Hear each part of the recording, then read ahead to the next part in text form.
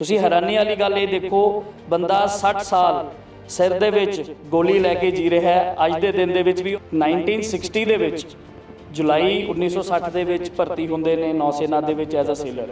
ਜਦੋਂ ਇਹਨਾਂ ਦੀ boat attack ਕਰਨ ਵਾਸਤੇ ਜਾ ਰਹੀ ਸੀ ਤਾਂ ਉਧਰੋਂ ਐਨੀਮੀਜ਼ ਨੇ ਗੋਲੀਆਂ ਚਲਾਈਆਂ। ਗੋਲੀ ਇਹਨਾਂ ਦੇ ਸਿਰ 'ਚ ਲੱਗਦੀ ਹੈ। ਤੁਸੀਂ ਹੈਰਾਨੀ ਵਾਲੀ ਗੱਲ ਦੇਖੋ, ਬੰਦੇ ਦੇ ਸਿਰ ਦੇ ਵਿੱਚ ਗੋਲੀ ਹੈ ਔਰ ਇਹਨਾਂ ਦੀ ਡਿਸੇਬਿਲਟੀ 0% ਕਰ ਦਿੰਦੀ ਹੈ ਰੀਸਰਵੇ ਮੈਡੀਕਲ। ਉਹਨਾਂ ਦੀ ਸਾਰੀ ਉਮਰ ਜਿਹੜੀ ਚੀਜ਼ ਹੈਗੀ ਹੈ ਉਹ ਇਸ ਕਾਨੂੰਨੀ ਜੰਗ ਲੜਨ ਦੇ ਵਿੱਚ ਨਿਕਲ ਗਈ ਉਹਨਾਂ ਦੀ। ਭਾਰਤੀ ਨੌ ਸੈਨਾ ਦਾ ਤਾਰਾ ਸਿੰਘ ਜਿਹਨੂੰ ਕਿ 1961 ਵਿੱਚ ਇੱਕ ਗੋਆ ਦੇ ਆਪਰੇਸ਼ਨ ਵਿੱਚ ਇੱਕ ਸਿਰ 'ਚ ਗੋਲੀ ਲੱਗਦੀ ਹੈ। ਗੋਆ ਦਾ ਆਪਰੇਸ਼ਨ ਤੁਹਾਨੂੰ ਦੱਸ ਦਈਏ ਕਿ ਕੀ ਸੀਗਾ ਕਿ ਗੋਆ 'ਤੇ ਪੁਰਤਗੀਜ਼ ਸ਼ਾਸਨ ਦਾ ਰਾਜ ਸੀਗਾ। ਉਹਨੂੰ ਪੁਰਤਗੀਜ਼ ਸ਼ਾਸਨ ਤੋਂ ਮੁਕਤ ਕਰਾਉਣ ਵਾਸਤੇ ਭਾਰਤ ਨੇ ਇੱਕ ਆਪਰੇਸ਼ਨ ਚਲਾਇਆ ਸੀ 1961 'ਚ। ਉਸ ਵੇਲੇ ਤਾਰਾ ਸਿੰਘ ਉਸ ਆਪਰੇਸ਼ਨ ਸ਼ਾਮਿਲ ਹੁੰਦਾ ਹੈ। ਉਹਦੇ ਸਿਰ 'ਤੇ ਗੋਲੀ ਲੱਗਦੀ ਹੈ। ਗੋਲੀ ਅੱਜ ਵੀ ਉਹਦੇ ਸਿਰ 'ਤੇ ਹੈ, ਲੇਕਿਨ ਬਾਵਜੂਦ ਇਹਦੇ ਉਹ 60 ਸਾਲਾਂ ਤੱਕ ਇੱਕ ਕਾਨੂੰਨੀ ਜੰਗ ਲੜਦੇ ਨੇ ਔਰ ਹੁਣ ਕਾਨੂੰਨੀ ਜੰਗ ਲੜਨ ਤੋਂ ਬਾਅਦ ਉਹਨਾਂ ਨੂੰ ਪੈਨਸ਼ਨ ਬਹਾਲ ਹੁੰਦੀ ਹੈ। ਬੜੀ ਹੈਰਤ ਦੀ ਗੱਲ ਹੈ ਕਿ ਉਹਨਾਂ ਨੂੰ ਕਦੇ ਪੈਨਸ਼ਨ ਨਹੀਂ ਇਹ 60 ਸਾਲਾਂ 'ਚ ਮਿਲੀ। ਇਹ ਕਿਸ ਤਰੀਕੇ ਨਾਲ ਪੂਰੀ ਕਾਨੂੰਨੀ ਜੰਗ ਲੜੀ ਗਈ ਹੈ ਔਰ ਉਹਨਾਂ ਦੇ ਐਡਵੋਕੇਟ ਅਰੁਣ ਸਿੰਗਲਾ ਜੀ ਸਾਡੇ ਨਾਲ ਹੈਗੇ ਨੇ। ਸਿੰਗਲਾ ਸਾਹਿਬ, ਇਹ ਪੂਰਾ ਮਾਮਲਾ ਕੀ ਸੀਗਾ ਤਾਰਾ ਸਿੰਘ ਦਾ, ਕਿ ਕਿਸ ਤਰੀਕੇ ਨਾਲ ਇਹ ਸਾਰੀ ਲੜਾਈ ਲੜਨੀ ਪਈ? ਕੀ ਪ੍ਰੋਬਲਮ ਸੀਗੀ ਕਿ 60 ਸਾਲ ਤੱਕ ਉਹਨਾਂ ਨੂੰ ਪੈਨਸ਼ਨ ਨਹੀਂ ਮਿਲ ਪਾਈ? ਪ੍ਰੀਤ ਜੀ, ਜਿਵੇਂ ਤੁਸੀਂ ਹੁਣੀ ਦੱਸਿਆ ਵੀ 60s ਦੇ ਵਿੱਚ ਜਦੋਂ ਪੋਰਤਗੀਜ਼ ਦਾ ਆਪਰੇਸ਼ਨ ਚੱਲ ਰਿਹਾ ਸੀ, ਪੋਰਤਗੀਜ਼ ਦਾ ਰਾਜ ਸੀ ਗੋਆ ਦੇ ਵਿੱਚ, ਉਹਨਾਂ ਨੂੰ ਉੱਥੋਂ ਛੁਡਾਉਣ ਵਾਸਤੇ ਭਾਰਤੀ ਨੌ ਸੈਨਾ ਨੇ ਇੱਕ ਆਪਰੇਸ਼ਨ ਚਲਾਇਆ ਜਿਹਨੂੰ ਸਪੈਸ਼ਲੀ ਨੋਟੀਫਾਈਡ ਆਪਰੇਸ਼ਨ ਸੀ। ਇਹ ਗਵਰਨਮੈਂਟ ਆਫ ਇੰਡੀਆ ਵੱਲੋਂ ਕੀਤਾ ਗਿਆ ਆਪਰੇਸ਼ਨ ਆਫ ਲਿਬਰੇਸ਼ਨ ਆਫ ਅੰਜ ਦੇ ਵਾਇਲੈਂਟ, ਜਿਹਦਾ ਨਾਂ ਸੀ। ਇਹਦੇ ਵਿੱਚ ਨੌ ਸੈਨਾ ਦੇ ਕਈ ਸੈਨਾਨੀਆਂ ਨੇ ਇਹਦੇ ਵਿੱਚ ਭਾਗ ਲਿੱਤਾ। ਉਹਦੇ ਵਿੱਚ ਇਹ ਤਾਰਾ ਸਿੰਘ ਜੀ ਸੀਗੇ ਜਿਹੜੇ 1960 ਦੇ ਵਿੱਚ ਜੁਲਾਈ 1960 ਦੇ ਵਿੱਚ ਭਰਤੀ ਹੁੰਦੇ ਨੇ ਨੌ ਸੈਨਾ ਦੇ ਵਿੱਚ ਐਜ਼ ਅ ਸੇਲਰ। ਉਸ ਤੋਂ ਬਾਅਦ ਇਹ ਵਲੰਟੀਅਰ ਕਰਦੇ ਨੇ ਉਸ ਆਪਰੇਸ਼ਨ ਦੇ ਵਿੱਚ ਆਪਣੇ ਆਪ ਨੂੰ ਭਾਗ ਲੈਣ ਵਾਸਤੇ। ਜਦੋਂ ਇਹਨਾਂ ਦੀ ਬੋਟ ਅਟੈਕ ਕਰਨ ਵਾਸਤੇ ਜਾ ਰਹੀ ਸੀ ਤਾਂ ਉਧਰੋਂ ਐਨੀਮੀਜ਼ ਨੇ ਗੋਲੀਆਂ ਚਲਾਈਆਂ। ਗੋਲੀ ਇਹਨਾਂ ਦੇ ਸਿਰ 'ਚ ਲੱਗਦੀ ਹੈ। ਇਹਨਾਂ ਨੂੰ ਇਮੀਡੀਏਟਲੀ ਇਵੈਕੂਏਟਡ ਕੀਤਾ ਜਾਂਦਾ ਹੈ ਮਿਲਟਰੀ ਹਸਪੀਟਲ ਦੇ ਵਿੱਚ। ਉੱਥੇ ਇਹਨਾਂ ਨੂੰ ਸਿਰ ਦੇ ਵਿੱਚ ਗੋਲੀ ਲੱਗਣ ਦੀ ਗੱਲ ਆਉਂਦੀ ਹੈ।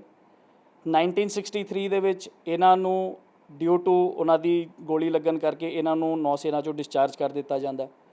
ਜਦੋਂ ਇਹਨਾਂ ਨੂੰ ਨੌ ਸੈਨਾ 'ਚੋਂ ਡਿਸਚਾਰਜ ਕੀਤਾ ਜਾਂਦਾ 1963 ਦੇ ਵਿੱਚ, ਉਦੋਂ ਇਹਨਾਂ ਨੂੰ 2 ਸਾਲ ਦੀ ਡਿਸੇਬਿਲਟੀ ਪੈਨਸ਼ਨ ਗ੍ਰਾਂਟ ਹੁੰਦੀ ਹੈ, 20% ਡਿਸੇਬਿਲਟੀ। ਗੋਲੀ ਹਜੇ ਸਿਰ 'ਚ ਹੀ ਸੀਗੀ, ਉਹ ਕੱਢੀ ਨਹੀਂ ਗਈ ਕਦੇ ਵੀ? ਨਹੀਂ, ਗੋਲੀ ਹਲੇ ਸਿਰ ਦੇ ਵਿੱਚ ਹੀ ਸੀ, ਕਿਉਂਕਿ ਉਦੋਂ ਜਦੋਂ ਇਹਨਾਂ ਦਾ ਆਪਰੇਸ਼ਨ ਹੋਇਆ, ਜੇ ਗੋਲੀ ਕੱਢਦੇ ਤਾਂ ਇਹਨਾਂ ਦੀ ਜਾਨ ਨੂੰ ਖਤਰਾ ਸੀ। ਇਸ ਕਰਕੇ ਗੋਲੀ ਇਹਨਾਂ ਦੇ ਸਿਰ ਦੇ ਵਿੱਚ ਹੀ ਰਹੀ। ਇਸੇ ਕਰਕੇ ਇਹਨਾਂ ਨੂੰ ਡਿਸੇਬਿਲਟੀ ਪੈਨਸ਼ਨ ਮਿਲੀ। ਜਦੋਂ ਇਹਨਾਂ ਦਾ ਮੈਡੀਕਲ ਬੋਰਡ ਹੋਇਆ 1963 ਦੇ ਵਿੱਚ ਇਹ ਡਿਸਚਾਰਜ ਹੁੰਦੇ ਨੇ, ਉਦੋਂ ਇਹਨਾਂ ਨੂੰ 20% ਡਿਸੇਬਿਲਟੀ ਸਰਕਾਰ ਦਿੰਦੀ ਹੈ ਫॉर 2 ਇਅਰਸ ਓਨਲੀ। 2 ਸਾਲ ਤੱਕ ਇਹਨਾਂ ਨੂੰ ਡਿਸੇਬਿਲਟੀ ਪੈਨਸ਼ਨ ਮਿਲਦੀ ਹੈ।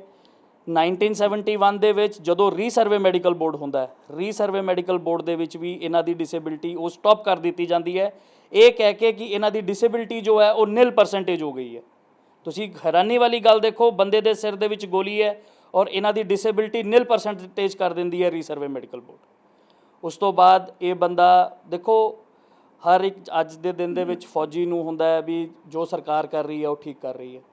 ਅਲਟੀਮੇਟਲੀ ਜਦੋਂ after the establishment of armed forces tribunal at Chandigarh, ਉਸ ਤੋਂ ਬਾਅਦ ਇਹ ਤਾਰਾ ਸਿੰਘ 2012 ਦੇ ਵਿੱਚ ਇੱਥੇ AFT ਦੇ ਵਿੱਚ OA ਫਾਈਲ ਕਰਦੇ ਨੇ। ਉਹਦੇ ਵਿੱਚ ਸਰਕਾਰ ਦਾ ਜਵਾਬ ਆਉਂਦਾ। ਹੁਣ ਅਲਟੀਮੇਟਲੀ 2023 ਦੇ ਵਿੱਚ ਇਹਨਾਂ ਦੀ ਜਦੋਂ ਅਲਟੀਮੇਟ ਸੁਣਵਾਈ ਦੇ ਉੱਤੇ ਗੱਲ ਆਉਂਦੀ ਹੈ, ਇਸ ਗੱਲ ਦੇ ਉੱਤੇ AFT ਵੀ ਹੈਰਾਨ ਸੀ ਕਿ ਜਦੋਂ ਬੰਦੇ ਦੇ ਸਿਰ ਦੇ ਵਿੱਚ ਗੋਲੀ ਹੈ ਤਾਂ ਉਹਦੀ ਡਿਸੇਬਿਲਟੀ 0% ਕਿਵੇਂ ਹੋ ਸਕਦੀ ਹੈ? ਔਰ ਦੂਜੀ ਗੱਲ, ਸਰਕਾਰ ਦੀਆਂ ਖੁਦ ਦੀ ਪਾਲਿਸੀਜ਼ ਨੇ ਜਿਹਦੇ ਵਿੱਚ ਲਿਖਿਆ ਗਿਆ ਕਿ ਜਿੱਥੇ ਕੋਈ ਆਪਰੇਸ਼ਨ ਨੋਟੀਫਾਈਡ ਹੈ ਸਰਕਾਰ ਦਾ ਔਰ ਉਹਦੇ ਵਿੱਚ ਬੰਦੇ ਨੂੰ ਕੋਈ ਇੰਜਰੀ ਹੁੰਦੀ ਹੈ ਤਾਂ that injury is to be treated as war injury pension. ਇੱਕ ਤਾਂ ਇਹਨੂੰ 1963 ਦੇ ਵਿੱਚ ਹੀ ਇਹਨੂੰ ਅਗਰ 2 ਸਾਲ ਦੀ ਚੀਜ਼ ਲੱਗਣੀ ਸੀ ਤਾਂ ਇਹਨੂੰ ਵਾਰ ਇੰਜਰੀ ਪੈਨਸ਼ਨ ਲੱਗਣੀ ਸੀ, ਨਾ ਕਿ ਡਿਸੇਬਿਲਟੀ ਪੈਨਸ਼ਨ, ਕਿਉਂਕਿ ਇਹ ਸਰਕਾਰ ਦਾ ਨੋਟੀਫਾਈਡ ਆਪਰੇਸ਼ਨ ਸੀਗਾ ਇਹ।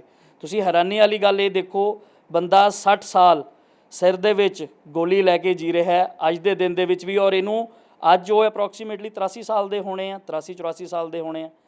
ਦੇਖੋ 3 ਸਾਲ ਜਦੋਂ 1960 ਦੇ ਵਿੱਚ ਭਰਤੀ ਹੋਈ ਸੀ, ਉਦੋਂ ਕੀ ਉਮਰ ਹੋਏਗੀ ਉਹਨਾਂ ਦੀ ਸਾਰੀ ਉਮਰ ਜਿਹੜੀ ਚੀਜ਼ ਹੈਗੀ ਆ ਉਹ ਇਸ ਕਾਨੂੰਨੀ ਜੰਗ ਲੜਨ ਦੇ ਵਿੱਚ ਨਿਕਲ ਗਈ ਉਹਨਾਂ ਦੀ। ਪੂਰੇ ਦੌਰਾਨ ਉਹਨਾਂ ਨੂੰ ਪੈਨਸ਼ਨ ਮਿਲੀ ਹੀ ਨਹੀਂ, ਜਦੋਂ ਦੁਬਾਰਾ ਰਿਵਿਊ ਹੋਇਆ ਤਾਂ ਪੈਨਸ਼ਨ ਨਾਮ ਤੇ ਕੁਝ ਵੀ ਨਹੀਂ ਮਿਲਿਆ। ਨਹੀਂ, ਮੈਂ ਤੁਹਾਨੂੰ ਦੱਸਿਆ ਜਦੋਂ 1971 ਦੇ ਵਿੱਚ ਤਾਂ ਸਰਕਾਰ ਨੇ ਉਹਨਾਂ ਦੀ ਡਿਸੇਬਿਲਿਟੀ ਨਿਲ ਕਰ ਦਿੱਤੀ ਕਿ ਹੁਣ ਉਹਨਾਂ ਨੂੰ ਕੋਈ ਡਿਸੇਬਿਲਿਟੀ ਨਹੀਂ ਹੈਗੀ। ਉਹਨਾਂ ਦੀ ਜਿਹੜੀ ਡਿਸੇਬਿਲਿਟੀ ਪਹਿਲਾਂ 20% ਸੀ ਜਿਹੜੀ 2 ਸਾਲ ਵਾਸਤੇ, ਉਹ ਉਹਨਾਂ ਨੇ ਡਿਸੇਬਿਲਿਟੀ ਜਿਹੜੀ ਆ ਉਹ ਨਿਲ ਕਰ ਦਿੱਤੀ ਇਹਨਾਂ ਨੇ। ਇਸ ਕਰਕੇ ਉਹਨਾਂ ਦੀ ਸਾਰੀ ਜੋ ਵੀ ਕੋਈ ਡਿਸੇਬਿਲਿਟੀ ਪੈਨਸ਼ਨ ਵੀ ਜਿਹੜੀ ਕੁਝ ਉਹਨਾਂ ਨੂੰ ਮਿਲਦੀ ਸੀ ਉਹ ਵੀ ਬੰਦ ਹੋ ਗਈ ਇਹਨਾਂ ਦੀ ਡਿਸੇਬਿਲਿਟੀ ਪੈਨਸ਼ਨ। ਤੇ ਹੁਣ ਆਰਮ ਫੋਰਸਿਸ ਟ੍ਰਿਬਿਊਨਲ ਨੇ ਫੈਸਲਾ ਸੁਣਾਇਆ ਤੇ ਫੈਸਲੇ ਵਿੱਚ ਹੁਣ ਆਰਮ ਫੋਰਸਿਸ ਟ੍ਰਿਬਿਊਨਲ ਕੀ ਕਹਿ ਰਿਹਾ, ਕੀ ਡਾਇਰੈਕਸ਼ਨ ਦਿੱਤੀ ਭਾਰਤ ਸਰਕਾਰ ਤੇ ਭਾਰਤੀ ਸੈਨਾ ਨੂੰ? ਦੇਖੋ, ਆਰਮ ਫੋਰਸਿਸ ਟ੍ਰਾਈਬੂਨਲ ਨੇ ਕਿਹਾ ਵੀ ਜਿੱਦਣ ਉਹ ਬੰਦਾ ਡਿਸਚਾਰਜ ਹੁੰਦਾ ਹੈ, he is entitled for war injury pension from the very next day. And 1996 ਦੇ ਵਿੱਚ ਜਿਹੜੀ ਉਹ 20% ਜਿਹੜੀ ਡਿਸੇਬਿਲਿਟੀ ਸੀ, ਉਹ ਸਰਕਾਰ ਸੁਪਰੀਮ ਕੋਰਟ ਦੇ ਜਾਂ ਸੁਪਰੀਮ ਕੋਰਟ ਦੀ ਇੰਟਰਵੈਂਸ਼ਨ ਤੋਂ ਬਾਅਦ ਜਿਹੜੀ ਡਿਸੇਬਿਲਿਟੀ 20% ਹੈ ਉਹਨੂੰ ਰਾਊਂਡਿੰਗ ਆਫ ਕਰ ਦਿੱਤਾ 50% ਫਰੋਮ 1196।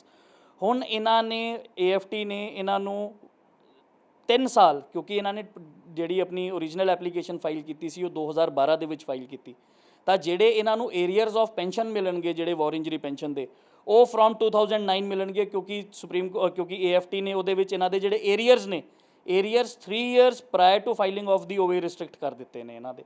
ਅਦਰਵਾਈਜ਼ AFT ਨੇ ਮੰਨਿਆ ਕਿ ਇਹਦੀ ਜਿਹੜੀ ਵਾਰ ਇੰਜਰੀ ਪੈਨਸ਼ਨ ਬਣਦੀ ਹੈ ਉਹ ਫਰੋਮ ਦੈਟ ਡੇ ਜਿੱਦਣ ਇਹ ਡਿਸਚਾਰਜ ਹੋਏ ਸੀਗੇ ਉਦੋਂ ਤੋਂ ਵੈਰੀ ਨੈਕਸਟ ਡੇ ਇਹਨਾਂ ਨੂੰ ਵਾਰ ਇੰਜਰੀ ਪੈਨਸ਼ਨ ਬਣਦੀ ਹੈ। ਤੇ ਕਿਆ ਹੁਣ ਇਹ ਤੋਂ ਅੱਗੇ ਐਨਹਾਂਸ ਕਰਨ ਵਾਸਤੇ ਅੱਗੇ ਵੀ ਕਾਨੂੰਨੀ ਜੰਗ ਜਾਰੀ ਰਹੇਗੀ? ਦੇਖੋ, ਹੁਣ ਕਾਨੂੰਨੀ ਜੰਗ ਦੀ ਗੱਲ ਇਹ ਹੈ, ਹੁਣ AFT ਨੇ ਨੌ ਸੈਨਾ ਨੂੰ, ਯੂਨੀਅਨ ਆਫ ਇੰਡੀਆ ਨੂੰ 3 ਮਹੀਨੇ ਦਾ ਟਾਈਮ ਦਿੱਤਾ ਹੈ ਇਹ ਆਰਡਰ ਨੂੰ ਕੰਪਲਾਈ ਵਿਦ ਕਰਨ ਵਾਸਤੇ, ਨਹੀਂ ਤਾਂ 8% ਵਿਆਜ ਦੀ ਗੱਲ ਕੀਤੀ ਹੈ। ਅਸੀਂ ਪਹਿਲਾਂ ਗੱਲ ਇਹ ਹੈ, ਪਹਿਲਾਂ ਇਸ ਆਰਡਰ ਨੂੰ ਕੰਪਲਾਈ ਵਿਦ ਹੋਣ ਦਈਏ ਅਸੀਂ 3 ਮਹੀਨੇ ਦੇ ਵਿੱਚ ਦੇਖਦੇ ਹਾਂ। ਅਗਰ ਇਹ 3 ਮਹੀਨੇ ਦੇ ਵਿੱਚ ਆਰਡਰ ਕੰਪਲਾਈ ਵਿਦ ਨਹੀਂ ਹੋਏਗਾ, ਫਿਰ ਅਸੀਂ ਇਸ ਆਰਡਰ ਦੀ ਐਗਜ਼ੀਕਿਊਸ਼ਨ ਦੇ ਵਿੱਚ AFT ਦੇ ਵਿੱਚ ਜਾਵਾਂਗੇ। ਫਿਰ ਦੇਖਦੇ ਹਾਂ ਸਰਕਾਰ ਕੋਲੋਂ AFT ਤੋਂ ਅਸੀਂ ਦਰਖਾਸਤ ਕਰਾਂਗੇ ਵੀ ਇਹਦੇ ਵਿੱਚ ਕੰਪਨਸੇਸ਼ਨ ਵੀ ਗ੍ਰਾਂਟ ਕੀਤਾ ਜਾਵੇ ਇਹਨਾਂ ਨੂੰ। ਅਗਰ ਕੋਰਟ ਸਾਨੂੰ ਨਹੀਂ ਦੇਗੀ ਤਾਂ ਅਸੀਂ ਉਹਦੇ ਵਿੱਚ ਅਸੀਂ ਦੇਖਾਂਗੇ ਜੋ ਵੀ ਕੰਡੀਸ਼ਨਸ ਹੋਣਗੀਆਂ ਉਸ ਹਿਸਾਬ ਨਾਲ ਫਿਰ ਅਸੀਂ ਹਾਈ ਕੋਰਟ ਨੂੰ ਅਪਰੋਚ ਕਰਾਂਗੇ, ਕਿਉਂਕਿ ਹੁਣ AFT ਦੇ ਆਰਡਰ ਦੇ ਖਿਲਾਫ ਹਾਈ ਕੋਰਟ ਦੇ ਵਿੱਚ ਰਿਟ ਪਟੀਸ਼ਨ ਫਾਈਲ ਹੋ ਸਕਦੀ ਹੈ। 60 ਸਾਲ ਦੀ ਕਾਨੂੰਨੀ ਜੰਗ ਚੱਲਦੀ ਹੈ ਤੇ ਹੁਣ ਕਿੰਨੀ ਪੈਨਸ਼ਨ ਫਿਕਸ ਕੀਤੀ ਗਈ ਹੈ? ਸਰ ਦੇਖੋ, ਹੁਣ ਪੈਨਸ਼ਨ ਜਿਹੜੀ ਫਿਕਸ ਹੋਣੀ ਹੈ ਉਹ PCDA ਨੇ ਫਿਕਸ ਕਰਨੀ ਹੈ। ਹੁਣ 2009 ਤੋਂ ਇਹਨਾਂ ਨੂੰ ਏਰੀਅਰਸ ਦਿੱਤੇ ਗਏ ਨੇ, ਜਿਹੜੀ ਵੀ ਇਹਨਾਂ ਦੀ ਪੈਨਸ਼ਨ ਬਣੇਗੀ ਉਹ 1963 ਤੋਂ ਦੇਣੀ ਹੈ ਵੈਸੇ ਤਾਂ, ਲੇਕਿਨ ਜਿਹੜੇ ਏਰੀਅਰਸ ਨੇ ਉਹ 2009 ਤੋਂ ਆਣੇ ਨੇ।